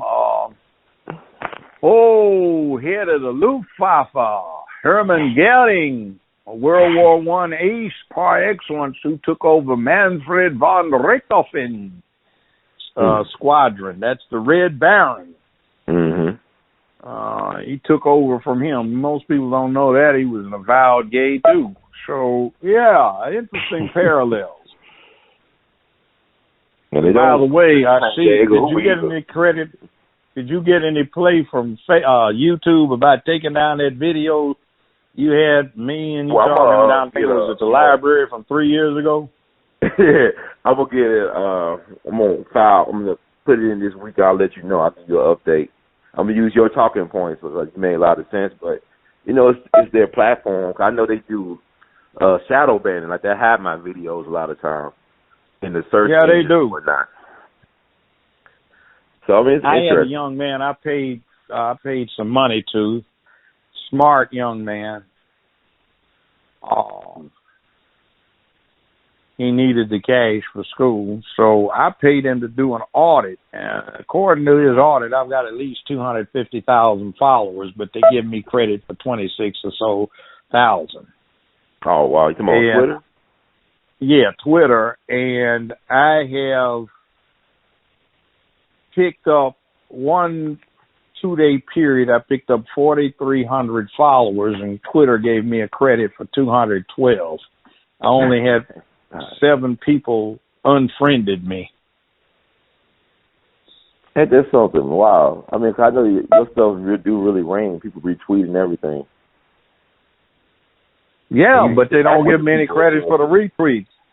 You know, I looked at one of them, got 336,000 in visits. Okay, so what they do with them? Yeah, that's why I don't trust the analytics or algorithms. The numbers don't lie, but people do. They have their own little agendas and whatnot. They want to, I guess, try to discourage people from doing stuff. Guess what? What? A certain right-wing billionaire who has an investment company bought a whole bunch of interest in Twitter. He says he's already got 4 new members for the board that will be appointed, and he's firing Dorsey, who is the one that's been doing that Gestapo stuff on Twitter. He says he's going to stop the censorship. Excellent. He says he's gone. And Dorsey, unlike every other CEO of one of these online things, does not have any significant stock in the institution that he can use to protect himself. So I guess he's out of there. That might be something where Twitter gets back into allowing unpopular positions to be vetted again. I mean, that should be the way. I mean, I think all the platforms, because they're making money off our intellectual property. I mean, we make them what they are. Without our input, there will be no platform to be had. But I mean, I think we should make our own then, right? We should do our own thing. Other thing too, no, we can't. We don't have that kind of capital. Right. See, these people weren't poor and got rich off of founding Twitter, Facebook, YouTube, and Instagram. They had big bucks to start them with. Mm-hmm. See, when you get that big money, stuff comes easier. You can drop 100,000 here, $1 million there, $2 million there, and get stuff rolling without having to worry about where you're running it. Or if you got it, they know you got it, they'll give it to you right there. You don't have to put your money up. It's true. I mean, no, you said I was thinking about Bloomberg. But why is that Bloomberg couldn't win? I mean, he spent almost $600 million. Okay, you see, the point of the exercise is this. No matter how much money you have, when you deal with a political situation, you're only one vote. And when you're trying to buy other people, sometimes you run into what Abraham Lincoln said. Most of the time, it goes what he said on the number one thing. You can fool most of the people most of the time. See, that's what people rely on. Most of the people can be fooled most of the time. Mm-hmm. He then said for his second category, you can fool some of the people all of the time, and that's the hardcore ignoramuses who are deep off into belief rather than rationality and logic. But what Bloomberg ran up against was Lincoln's third category. He said, but you can't fool all of the people all of the time. So that's what he ran afoul of. This time, all of the people were not fools. Yeah, you know, it come to mind too. Like he got that was karma for him because of how he dealt with black folks in the past as well. How he treated us with stop and frisk and the Central Park 5 thing, and even that speech he did at Aspen Institute. He undervalued the power of the black vote. I mean, I remember I saw that picture down in Brown Church. You were speaking at Selma, 55th, whatever, and them black folks turned their backs on him as he was speaking. Now, I think it was just 10 black folks that did that, but it's the power of the optics, though. The power of the optics. Yeah, they made it sound like it looked like it was a whole damn audience. It's 10 Right, people. right. You know what their latest trick is? You know what their latest trick is? What? With CGI, computer-generated imagery, you got a hall that'll hold 4,000 people, a stadium or an auditorium, a small a college basketball stadium or something. Well, not a small one, but a medium-sized one. And you maybe have 200, 250 people. Well, you use CGI to make it look like every seat's full. Oh, yeah. I believe that. Well, I don't trust them R. Kelly tapes. You just can't tell with the technology what they could do. Yeah, I believe that. Wow. And And then see, one of the other things too, speaking of somebody like that, a whole lot of these people that we have as our so-called leaders are freaks. Mhm. They've been doing freak stuff. They get this thing that is advantageous to them about their positions where they have a certain kind of immunity. Like, sensible police are not going to stop somebody that's on the city council, and in 3 weeks, you got a pay raise up in front of them. You know what I'm saying? Mm-hmm. Now, I've seen stupid reserve cops do that. One time I represented Michael Hooks and some other people who some reservists jacked up at a festival downtown. And, of course, that didn't sit too well, and they got ostracized because the police union was mad that they didn't get their raise 2 weeks later when it came up. But it is what it is. Right. So they get an impunity in their minds, immunity, and they deal with the rules with impunity. And they do stupid stuff, and that also goes not just from leadership positions, but from celebrity status positions. See, if you toe the line, they treat you like a prima donna. See, me, I told everybody, I said, look, I know you want to get home. When I come down here, we're going to start at 10 o'clock, and we are going to finish up and take lunch at 2 o'clock. You can stay for lunch if you want to, or go on home. All right? Mm. Well, Judy liked to start at the same time she did in New York, which was 10 o'clock. So in L.A. time, that was everybody had to get started at 7 o'clock, and then she'd drag it out. She'd take long breaks between the cases, make everybody wait. And then she'd take 2-3 hours for lunch to go shopping and come back, and they'd finish up 7 or 8 o'clock at night. Now, that was okay with them, but not getting out at 2 o'clock just because I didn't want to do it their way. I did it an efficient way. Mm-hmm. You know, well, how can you do that? I said, well, you know, I ain't cutting down because you're trying to keep these guys from getting overtime. So here's what it is. So you see there's this dual standard going on here.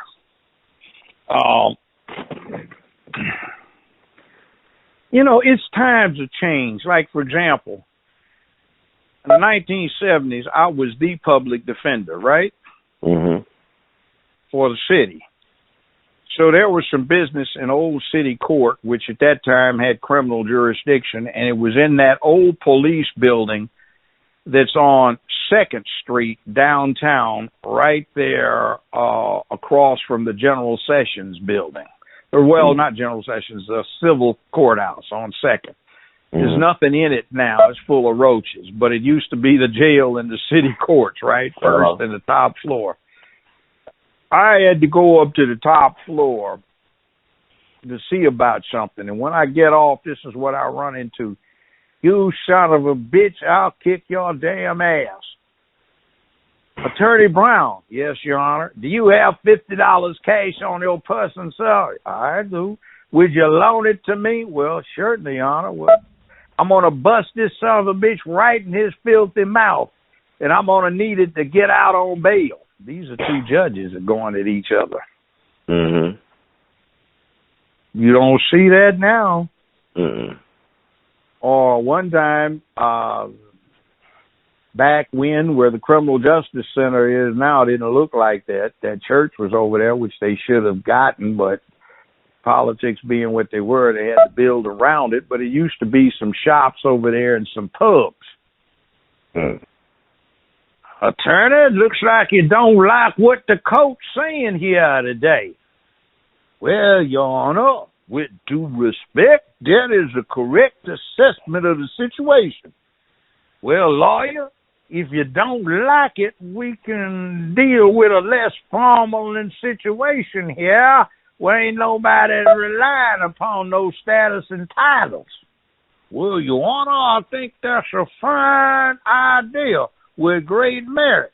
Shall I suggest the alleyway behind Benton's? Counselor, that's an excellent idea. The coat will be adjourned shortly. Shall we repair to Benton's back alley? I went over there and these old guys duking it out, man. They could fight too. They was throwing down. Mm-hmm. I mean, they looked like they were pros. Wow. And both of them used to be prize fighters back in the day. I was like, oh, that is. But they were getting old. They were puffing. Everybody like, y'all stop this now. You about to die of heart attack, say. And he called him by the name. The other one called Joe and said, you true? Said, we true. Let's shake hands. Let's buy some beer. Everybody get beer on us. And many a pitcher of beer was sloshed around the tables that afternoon for happy hour. It'd be the happy hour. Before I let you go, I got to get your take on the Harvey Weinstein thing. Did he get a fair trial? Was it due process? What's your take on Harvey? Well, he looked like he got due process. It looked like the judge kept control of the trial, unlike that one in the Cosby case. It did not look like that circus with the Cosby trial where all of this was bandied around, half-naked women prancing around where the jury could see them out of the window, and they were looking, talking about he's guilty and continual outburst in the courtroom and letting in that deposition, which was in clear violation of the Fifth Amendment. All of that stuff didn't happen. So I didn't pay all that much attention to the trial, but it gave the impression of a fair trial. Okay. All right. Any time, any significant time, you think they might give Michael a little they did. See, the other thing, too, is he got charged and convicted with third-degree rape, not first-degree rape. First-degree rape is forcible rape, what everybody thinks of as rape, all right? But there is some kind of weapon or intimidation involved. Second-degree rape is forcible. Third-degree rape, if I'm not mistaken, is kind of like statutory rape. It's a status rape. You took advantage of somebody's situation. Now, you have to get into your head there's a movement afoot on the East Coast.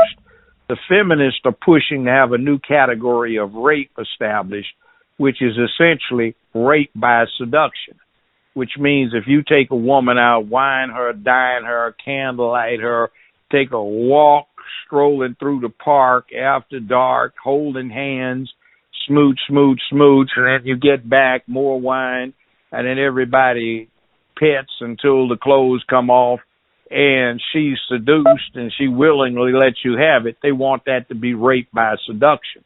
Their idea is to keep it from being rape before they go out on a date. There has to be a, quote, clear understanding that there will be sex that evening. Now, damn, that's not human nature. Where the hell these fools go? Mm-hmm. You seduce somebody. That's what the name of the term is, seduction. Women like it. They respond to it, but they're being told now, you should be told in cold blood, you'll have to make this critical assessment. I'll go to sleep with him. So, yeah, we can go through the wine and dine thing. Not if the evening's cool, well, let it go where it goes. Not that, but the first. So it's like, where are they? What kind of mythological outlook do they have on what human nature is all about? Wow. I mean, that's the way humanity, birds court. They go through this courtship ritual in the courtship dance. And mammals go through this thing of the courtship rituals, and humans have them too. But now it's just supposed to be sheer intellectual. My dear, I've always had this thing for you. Do you mind this evening? I know I'm terribly offensive by bringing up this awkward subject, but if we go out this evening, do you mind if I go through all of the motions so that we can before the evening concludes, have a bout of sex. Is that to your pleasure, my dear? They're never going to get any that way. Yeah, I think they're making it where it's impossible. Like, if you can't reproduce, you recruit, right? They're making it impossible where the gender divide is real. They're making it really real. And it's unfortunate. I hope people could fight back, against this type of stuff. Because, you can't even give a compliment no more without fear of being called a sexual harasser. You might say, hey, your hair looks nice. And somebody will take offense to that. Just saying your hair looks nice, and your fingernails look nice, You can't even give compliments no more without fear of some type of pushback. I mean, it's weird. Yeah. I know I was at a store the other day, because it's hard to tell what people are now. You don't know what to call people because you don't want to disrespect nobody. But this guy, he said he's a hairstylist. He was the cashier at the store, but he's a hairstylist. And I could tell he had makeup on. Had his eyebrows done. I keep on calling him sir. I don't know, I call him sir because you remind me of you a dude still. I know you got the feminine stuff going on, but he might have felt disrespected by it, but he answered me, I guess customer service wise. But it's just getting, I don't want to just, call people the wrong thing, but, he still look like a dude to me, so I call him sir several times. So just, I don't know, man. Like the Wild Wild West. Call him sir. Nobody, you got free speech. Nobody says you have to call something a woman when it's not. Craziest crap in the world. For time immemorial, we've had language, especially for the last few hundred years, the one that is the lingua franca for the world, and in Chinese, and whatever you want to come up with, Aramaic. You got 3 categories: he, she, it. Mm-hmm. And if it's a he, if it's got a dick, a she, if it's got a pussy, and an it, if it is something else. Yeah, that's the second time I thought about, while I was calling somebody, especially a guy who, got feminine looking qualities. But before I got to ask you about, I know this is like bred in circuses and stuff. People like that stuff for whatever reason. The Kobe Bryant let thing. Me give you one story before you get there. Mm-hmm. This fine sister confided in me. She had a problem. And you know what the problem was? What was the problem? I was at a social gathering we had for the office, and this guy was there. She said she found him very attractive. And she put a note out. She says, considering today's thing about Me Too, I'd really appreciate it if you give me a call. Maybe we call this evening. I'm in a mood. Let's do something. Yeah, but you know what happened to her? What happened? Fool turned out to be gay, and he turned her in. She got written up and suspended for a week. Oh, wow. Oh, well, Me Too go wrong. Oh. Damn. Damn. But don't say, it's scary out here, I guess, for everybody. This ain't the same. Like with Chris Matthews and stuff he was saying, guys said that for years, though. The analyst for MSNBC who basically resigned himself on live TV last week. I just, he got that, he had his thing, but I'm saying, it was, I don't know. He's from a different time, I guess. It's outmoded, it's outdated now. You can't give people compliments no more on the job. No, let me tell you what's really going on. It's not outdated. It's not outmoded. There's this thing called Mother Nature. And if you insult Mother Nature, she can be a real bitch, and she'll slap the crap out of you. Yes, you know what I'm saying? Yes, sir. So they are messing with the mama, the big mama. Yeah, come in. It's called extinction. Nick, you thought she was going to be all this and that. You mess with Big Mama, she fixing you. He ain't going to work for you no more. Wow. Nick, I'll replace your ass with something else. See if I give a damn. Wow. Nick, I was trying to figure out how the D-Wade son knows what a woman feels like, what it feels like to be a woman. How you know? It's just kind of weird. It's all type of weird confusion. I don't know. Well, it's weird. Even they call it queer, Queer. That's what the Q stands for, also questioning. Right. So it's confusion. 'Cause, I mean, they don't do a good job of it. You know, it's funny how I was thinking you just said that. I think about Malik Yoba. How he's quiet. Milk yogurt. Quietly disappeared. Yeah, yogurt. Yeah, yogurt. He off milking a dick someplace.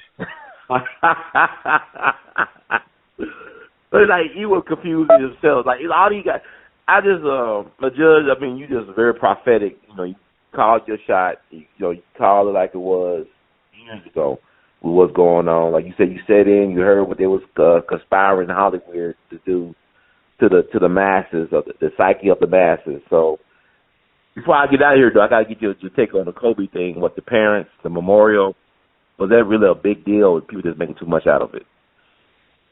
The parents not making Well, when something's put on for profitability as an entertainment event, you take it out of the family's hands.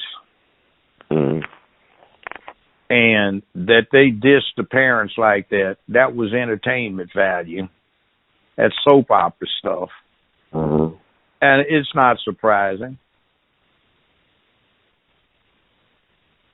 It's not surprising. The other thing, too, is, check this out. When is the last time they have thrown accolades like this at somebody that actually made a difference in black existence? And then the question suggests itself of when is the last time somebody actually made a difference in black existence? That was a good question. I had to go back to Coretta and Rosa Parks in 2006, 2005. No, but they didn't make the old time fuss over them that they did over some other people. No, they didn't. But like they didn't have the social media thing, but they did have like a state like funeral. I think Rosa had 2 funerals. Oh yeah, they did that, but I mean it was not a big powerful thing like it was for commemorating the passage of certain other people. Yeah, I guess so. Yeah. Cause even around that time, the Pope John Paul died in 2005. I remember that. Yeah. It's for black people though, but but the point is there have not been any black political assassinations in a long time. Right. A whole lot of foolishness with entertainers and celebrities has been going on, but nothing with anybody that makes a difference. And with the exception of a few entertainers who tried to use their entertainment media to educate. Yeah. Oh, yeah, okay, Dick Gregory. I don't think about Dick Gregory. Dick Gregory, that kind of thing. You really don't get celebrated for helping people. You don't get really celebrated. No, but nobody's done anything. When's the last time we had a black political hero? I mean, for me, damn, it makes some good questions, Judge. We had in my youth, we had Malcolm X, Martin Luther King, Thurgood Marshall. We had Huey P. Newton. We had H. Rap Brown, Stokely Carmichael. We had Bunchy Carter, John Huggins. You said it yourself, this plan they have in effect for 50 plus years, and those, they don't want no black alpha males like that. They don't want no hetero alpha males around like that. They don't want no Malcolms and Hueys and all those type of people around no more. Or no Stokely. The interesting thing is another thing that is a problem with the modern media. They have an old phrase I've thought about. It's called hiding in plain sight. Mm-hmm. When they didn't have all of this mass media, certain things were newsworthy and you heard about them. That they have all of this mass media means there's so much out there that even if the thing is out in the open, nobody gets to see it because there's so much else out there to distract from it. Yes, there's every little penny ante ignoramus that has an opinion that isn't worth 2 cents is out there with the same exposure as people who may be saying something profound.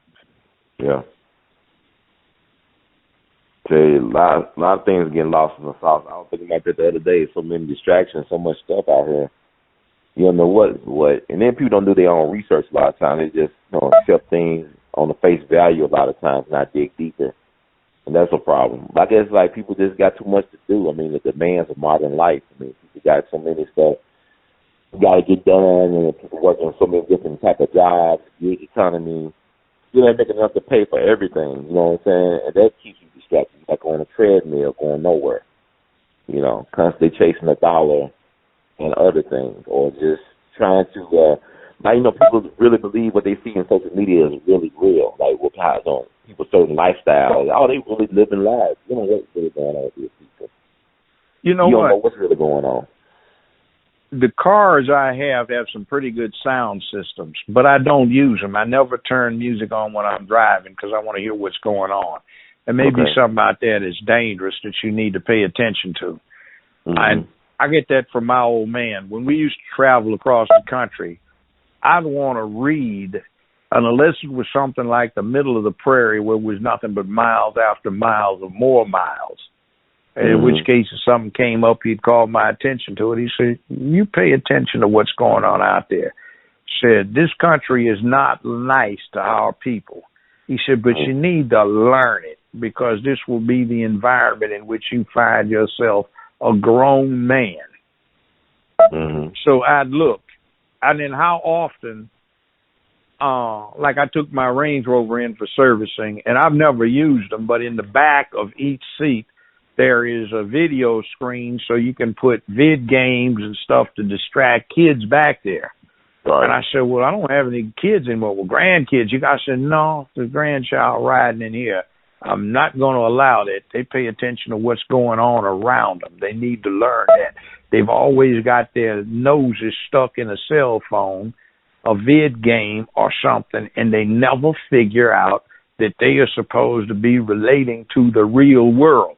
They're stuck in the fake and they don't understand the real.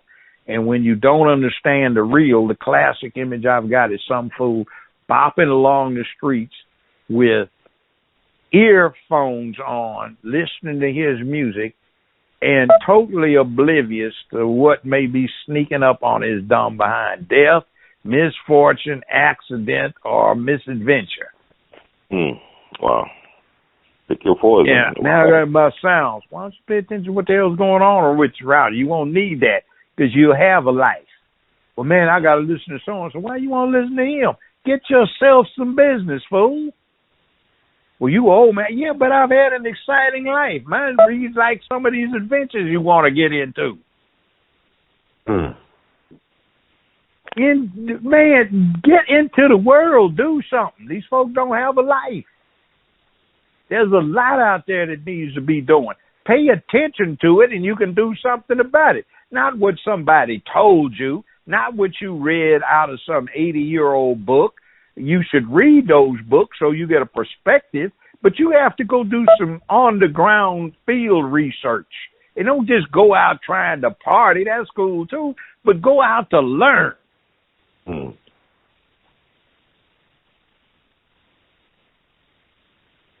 That's powerful words to live by, Judge. And no, thank you, Judge, for your time. Once again, the valuable time to impart wisdom and knowledge and invest in our people with these words and these experiences that you have. Y'all can follow Judge on Judge Joe Brown TV, at Judge Joe Brown TV on Twitter. So, Judge, you like to add anything else? I don't have a blue check. They won't give me one. And it's all about hard work. There are no easy shortcuts. Like what you do, Brother Hurt. Most people have no idea how hard it is to put out a podcast or something on YouTube, to edit it, to get it together, to set the equipment up and all of that rest. They just think you can go just want it and it'll happen. It's about hard work. And what you need to do is either get a work ethic going strong on the knowledge that you accumulate, a work ethic going on how much labor you can do and how hard and how long you'll stick to it, or at least have something that you know how to concentrate on. And it does not come easy. If it comes easy, it ain't going to happen. And a lot of what people do that some others say, oh, he don't work. All he do is sit down and talk. Yeah, but if he doesn't have anything to talk about, he's not doing what they hire him for. See, sometimes people hire you for your mind, and if they're hiring you for the mind, that meant you did a whole lot of what you wouldn't do, which looks an awful lot like schoolwork.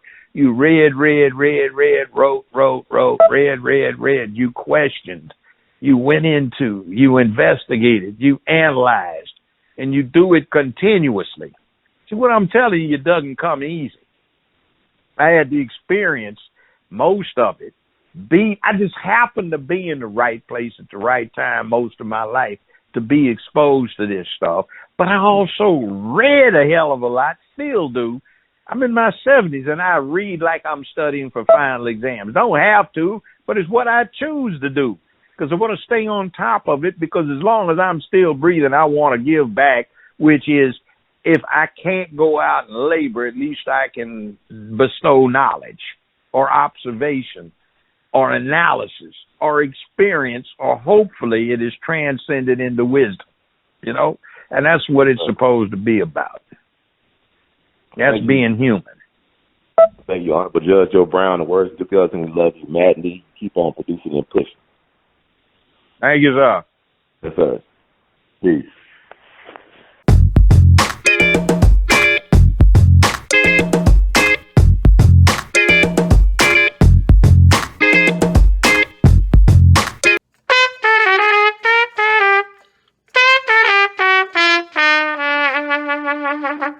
Hey, everybody, this is Brother Ron. I am asking you all to do me a big favor. Think about supporting the We All Be movement. Your donation is tax deductible. The We All Be Group Incorporated is a recognized 501c3. And I'm just asking you all because I want to keep on bringing y'all quality work through the way that I know how to do best. And I'm going to sing my praises and toot my horn. A lot of y'all were not hip to Dick Gregory until Brother Ron brought him on the We All Be platform, until that jingle review we did. Y'all seen another side of Judge Joe Brown, and Judge Joe Brown's message has been amplified. But it was We All Be that brought Judge Joe Brown to y'all back in 2014. And so many others. And we covered so many things. So help us out so we can help you all. Peace.